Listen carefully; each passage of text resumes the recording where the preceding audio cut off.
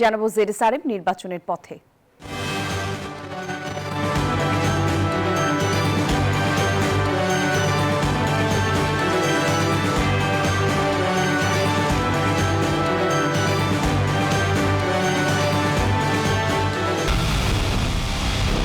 পুরো দেশের মুখে হাসি ফোটাতে নিজেকে হতে হয় স্ট্রং আর মনোবল হতে হয় স্পার্ক জিরো। জেরুসালেম 25 বছরের পথ চলায় নিরাপদে রাখার প্রত্যয়ে।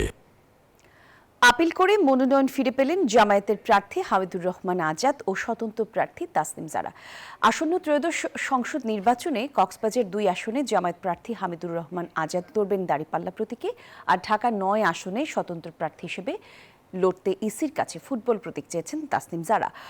সকাল থেকেই রাজধানীর আগারগাঁওয়ে নির্বাচন কমিশন ভবনের অডিটোরিয়ামে শুনানি কার্যক্রম চলছে, আর এই শুনানি চলবে 18 জানুয়ারি পর্যন্ত।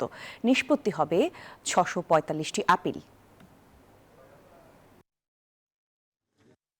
2013 সালের এই কনভিকশনের উপরে ভিত্তি করে 2018 সালে উনি স্বতন্ত্র প্রার্থী হিসেবে কক্সবাজার 2 থেকে নির্বাচন করেছিলেন এবং সেখানে তিনি বৈধভাবেই নির্বাচন করেছেন এবং একই ইস্যু নিয়ে আরো কিছু এরকম যাদের আছে তাদেরটাও মনোনয়নপত্র বৈধ হয়েছে।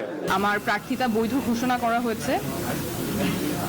গত এক সপ্তাহে আসলে খুব একটা অন্যরকম অভিজ্ঞতার মধ্যে দিয়ে গিয়েছি।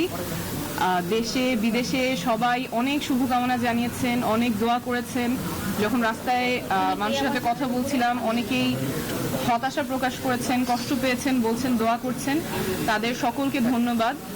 সকলের জনসমর্থনেই ইনশাল্লাহ আগামী নির্বাচনে আমি প্রার্থী হিসেবে লড়াই করতে পারবো।